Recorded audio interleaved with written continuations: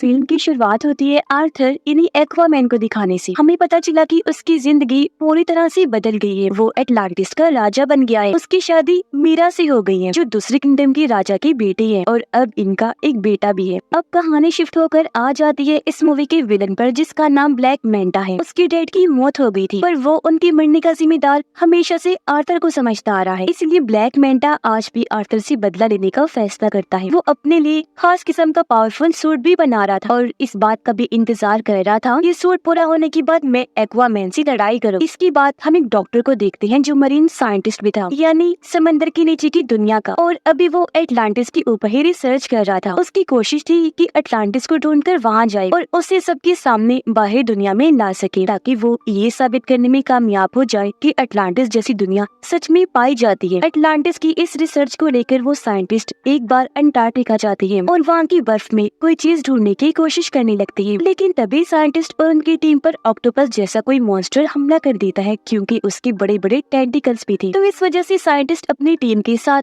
वहाँ पर फंस जाते हैं। इसीलिए वो अपने बाकी साथियों को सिग्नल भेजकर मदद मांगते हैं। तब उनकी मदद करने उनका एक साथी आ भी जाता है, यानी ब्लैक मैंटा। ये लोग मिलकर काम कर रहे थे। यहाँ आने के बाद ब्लैक मैंटा साइंटिस्ट और उनके साथियों की जान तो बचा लेता है, लेकिन वो खुद यहाँ रिसर्च करने लगता है, जिसके लिए वो बर्फ के और नीचे जाने लगा। काफी गहराई में आने के बाद उसे टूटा हुआ ब्लैक ट्राइडेंट दिखता है, और अब जैसे ब्लैक मैंटा टूटे हुए ट्राइडेंट को उठाकर जोड़ता है तो उसे इसका असली मालिक नजर आने लगता है, जिसका नाम कॉर्डेक्स था। ये काफी चालाक खतरनाक लग रहा था। वो ब्लैक मैंटा की यादों में कहता है कि तुमने क्योंकि मेरा टूटा हुआ ट्राइडेंट जोड़ दिया है, इसलिए अब तुम बहुत ताकतवर बन जाओगी, साथ ही अपने दुश्मन एक्वामैन से बदला भी ले पाओगी, और तो और हर वो चीज तुम कर सकते हो जो तुम करना चाहते हो। अब पता चला कि दुनिया की सूरत हाल काफी खराब हो गई है, क्योंकि ग्लोबल वार्मिंग इतनी बढ़ गई है कि सुनामी और सैलाब वगैरह आते रहते हैं। इस वजह से बाहरी दुनिया के साथ साथ समंदर की दुनिया में भी काफी मुश्किलात आ रही हैं, क्योंकि इस सारी सूरत हाल की वजह से समंदर के क्रिएचर्स धीरे धीरे मरते जा रहे हैं। सब कुछ देखते हुए अटलांटिस की काउंसिल्स की मीटिंग होती है, जिनमें आर्थर भी शामिल था। यहाँ आर्थर सब काउंसिल्स के सामने ये ऑफर रखता है कि हमें मिलकर बाहरी दुनिया के लोगों से बात करनी चाहिए और अपनी एडवांस टेक्नोलॉजी को उनके साथ शेयर करना चाहिए, बांटना चाहिए, ताकि इस तरह बाहरी दुनिया भी तरक्की कर सके और फिर वो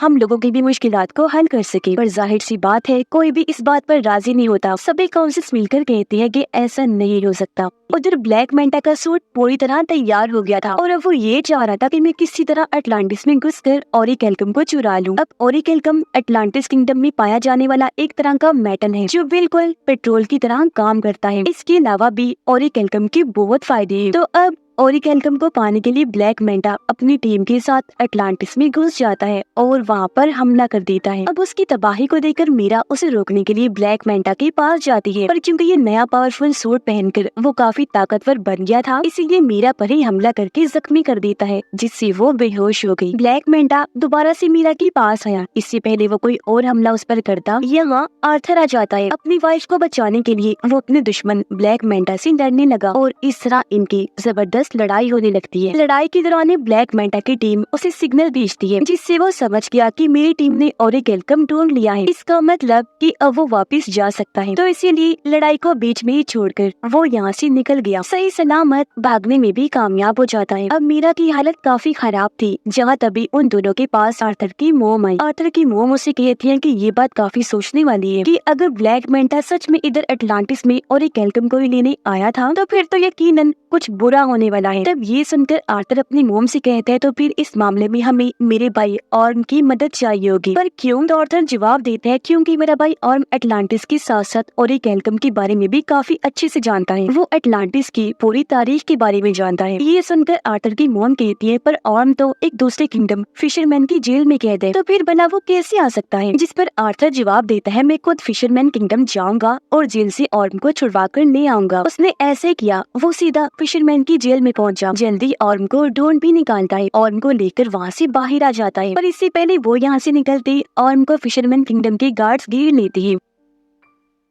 ऑर्म की हालत अब काफी खराब हो गई है, क्योंकि यहाँ उसे ठीक से खाना नहीं दिया जाता था, जिस वजह से उसका जिस्म काफी कमजोर हो गया था। पर जैसे ये बाहर आई और समंदर का पानी इसके जिस्म को लगा, वो पहले की तरह सेहतमंद और ताकतवर बन जाता है। उसके पास पहले जैसी पावर्स भी आ जाती है, इसलिए ऑर्म अकेला ही गार्ड से भिड़ गया, उन पर भारी पड़ता है। एक ही झटके में सभी गार्ड्स को मार के रख देता है, जिसके बाद दोनों भाई यहाँ से निकल जाते हैं। रास्ते में बातें करते करते दोनों एक दूसरे को अपनी अपनी जिंदगी के बारे में बताते हैं। आर्थर ऑर्म से कहता है कि मैं अटलांटिस का राजा बन बन के थक गया हूँ, अब मुझे इस काम में बोरियत होने लगी है। लेकिन ये सुनकर ऑर्म को काफी हैरत हुई। वो आर्थर से कहता है कि जिस राजा की गद्दी को पाने के लिए मैंने भी बचपन से कोशिश की कि मैं राजा बन जाऊं, पर वो गद्दी तुम्हें मिल गई, जिस गद्दी की तुम्हें कोई परवाह भी नहीं है। ये बात तो काफी अजीब और कमाल की है। जिसके बाद ये दोनों सीधा किंगफिश के पास गए और उससे ब्लैक मेंटा के बारे में पूछने लगते हैं, जिस पर किंगफिश दोनों को जवाब देता है कि ब्लैक मेंटा तुम दोनों को एक आइलैंड पर मिल सकता है, जो आइलैंड साउथ एरिया में है। और अब ये सुनकर दोनों भाई साउथ एरिया की तरफ निकल जाते हैं उस आइलैंड पर जाने के लिए। पर यहाँ आकर उन्होंने देखा कि पूरा आइलैंड ही बदला हुआ है। ऐसा लग रहा है जैसे ओरिकेलकम को जलाकर उसका धुआं यहाँ फैला दिया गया है, जिससे यहाँ के पेड़ पौधे यहाँ तक कि जानवर भी पूरी तरह म्यूटेट हो गई है, बदल गई है, जिस वजह से उनका साइज काफी बड़ा हो गया है। यहाँ तक कि इधर की चूहे भी इतने बड़े हो गई है कि उनका साइज हाथी जैसा लग रहा है। साइंटिस्ट दिखाया गया जो इस वक्त ब्लैक मेंटा के ठिकाने पर होता है। यह साइंटिस्ट जब कोडेक्स के टूटे हुए ब्लैक ट्राइडेंट को देखता है तो बिना सोचे उसे पकड़ लेता है, और अब उसे छूते ही साइंटिस्ट को भी अपने दिमाग में कोडेक्स दिखाई देने लगता है, जो साइंटिस्ट को भी गलत काम करने के लिए कहने लगा, जैसा उसने ब्लैक मेंटा को कहा था। पर तभी यहाँ ब्लैक मेंटा आ गया। वो साइंटिस्ट के हाथ से ब्लैक ट्राइडेंट लेते हुए कहने लगा, साइंटिस्ट जी,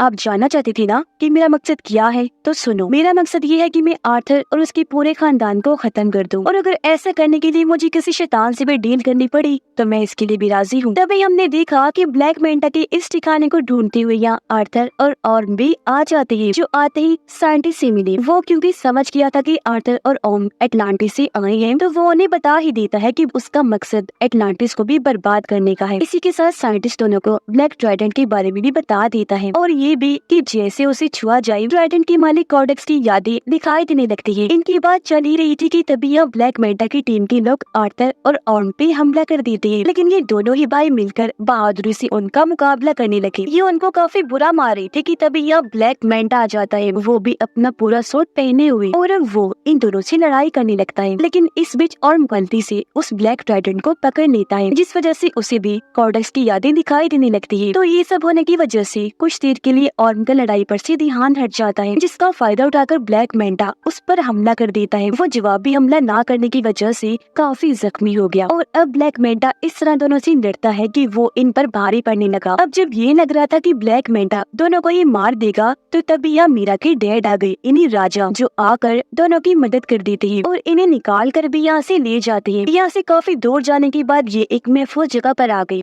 और यहाँ उन लोगों को ब्लैक ट्राइडेंट के बारे में सब कुछ बता देता है। अटलांटिस को ढूंढने वाले आर्थर के डैड थे, उनके पास भी एक ताकतवर ट्राइडेंट था, जो अब उनके बेटे किंग आर्थर के पास है। पर किंग यानी आर्थर के डैड का एक भाई भी था, जो और कोई नहीं बल्कि कोडेक्स ही था, और ये जो ब्लैक ट्राइडेंट है वो उसी ने ही बनाया था। अब जिस तरह आर्थर के डैड किंग अटलांटिस किंगडम को चला रहे थे, वैसे कोडेक्स एक दूसरे किंगडम को चला रहा था, जो कि बिल्कुल ही डार्क किंगडम था, यानी वहाँ खतरनाक क्रिएचर्स, मॉन्स्टर्स रहा करते थे। लेकिन परेशानी तो तब शुरू हुई जब कोडेक्स ने अपना असली रूप दिखाया। असल में कोडेक्स चाहता था कि वो अटलांटिस का ओरिकेलकम चुरा कर और पावरफुल बन जाए। कुछ हद तक वो ऐसा कर भी रहा था, लेकिन उसके ऐसा करने से अटलांटिस और समुद्र के बाकी क्रिएचर्स मरते जा रहे थे, साथ ही अटलांटिस के अंदर बीमारियां भी फैल रही थी। अब इस तरह के हालात देखकर किंग आर्थर के डैड कोडेक्स के खिलाफ आकर खड़े हुए और उसे ये सब रोकने का कहते हैं। लेकिन कोडेक्स ताकत के नशे में इस कदर पागल हो गया था कि वो अपने बड़े भाई किंग के साथ ही बगावत पर उतर आया, और ऐसा होने से उन दोनों के बीच जंग छिड़ गई। पर जंग में किंग कोडेक्स को हराकर उसे कैद कर देते हैं। अब वो हमेशा के लिए वहाँ कैद रहे, कभी भी बाहर ना आने पाए। इसके लिए किंग ने अपने खून का इस्तेमाल किया, जिससे हुआ ये कि कोडेक्स जादुई कैद में बंद हो गया, जहाँ से उसका निकल पाना नामुमकिन है। आगे और बताता है कि इस वक्त कोडेक्स यादों के जरिए ब्लैक मेंटा के दिमाग में घुसा हुआ है, क्योंकि वो उसका इस्तेमाल करके आजाद होना चाहता है। ये सब सुनने के बाद आर्थर और ऑर्म की मोम भी सारी बात समझ जाती है। वो उन्हें बताने लगी कि हाँ, मैं भी कोडेक्स के बारे में जानती हूँ, और जिस तरह किंग ने अपने खून का इस्तेमाल करके उसे कैद किया था, अब कैद से आजाद होने के लिए उसे किंग की नस्ल के किसी इंसान का खून चाहिए, जब भी कॉर्डेक्स आजाद हो सकता है। मतलब जिनके अंदर किंग का एक खून दौड़ रहा हो। किंग का खून उनकी शाही फैमिली के लोगों में ही हो सकता है। ये सब सुनकर आर्थर समझ जाता है कि मेरे बेटे की जान खतरे में है, क्योंकि जाहिर सी बात है ब्लैक मैंटा के लिए सबसे आसान टारगेट उसका बेटा ही था, जिसे वो बआसानी खत्म कर सकता था। इसलिए वो फौरन अपने घर आ गया। देखता है कि वहाँ सब कुछ तबाह हो गया है, घर जल रहा है, बच्चा यहाँ से गायब है, साथ ही वहाँ एक आदमी जख्मी पड़ा है। पूछने पर आदमी बताता है कि ब्लैक मैंटा यहाँ आया था, ये सारी तबाही उसी ने ही मचाई और वही तुम्हारे बेटे को ले गया है, जिससे साफ जाहिर हो गया कि आर्थर का शक बिल्कुल ठीक था। इसीलिए अब आर्थर और ऑर्म दोनों मिलकर उसकी बेटी को बचाने के लिए जाने लगते हैं। पर उससे पहले इनकी मॉम दोनों को समझाती है कि हमेशा मेरी एक बात याद रखना कि तुम दोनों एक दूसरे के भाई हो, चाहे कुछ भी हो जाए तुम्हें एक दूसरे का साथ देना ही है। सीधा ब्लैक मैंटा के ठिकाने पर आकर वहाँ हमला कर देते हैं, लेकिन इन पर भी एक काफी बड़ा मॉन्स्टर हमला कर देता है, जिससे बाकी तो बच गए, लेकिन उसके सामने मीरा के डैड फंस जाते हैं। तब ऑर्म जाकर उनकी मदद करता है और मॉन्स्टर के जंगल से उन्हें निकाल लेता है। ये देखकर मीरा के डैड समझ गए कि जिस ऑर्म को मैं हमेशा से गलत समझ रहा था वो तो काफी अच्छा इंसान है। अंदर ब्लैक मैंटा के पास आर्थर का बेटा होता है। यहीं पर साइंटिस्ट भी था जो उस छोटे से बच्चे को देखकर बचाने का सोचता है, इसीलिए बच्चे को उठाकर यहाँ से भागने लगा। पर ब्लैक मैंटा जो उसे देख चुका था साइंटिस्ट पर हमला करके उसे जख्मी कर देता है और बच्चे को छीन लेता है। और अब जैसे ब्लैक मैंटा उसके बच्चे को मारने के लिए आगे बढ़ा, तभी यहाँ पर आर्थर आ जाता है जो उसे लड़ाई के लिए चैलेंज करता है। इनकी लड़ाई तो पहले काफी जोरदार हुई, लेकिन तभी यहाँ ब्लैक मैंटा आर्थर पर भारी पड़ने लगता है। इसकी वजह यही थी कि वो ब्लैक मैंटा नहीं बल्कि उसके अंदर कॉर्डेक्स था, क्योंकि वो पूरी तरह उस पर हावी हो गया था। पर इस बीच मौके का फायदा उठाकर मीरा अपने बच्चे को लेकर यहाँ से भाग जाती है, लेकिन तभी उसे जाते हुए ब्लैक मैंटा देख लेता है। वो अपने ब्लैक ट्राइडेंट से उस पर हमला कर देता है, लेकिन इससे पहले कि ट्राइडेंट मीरा को लगता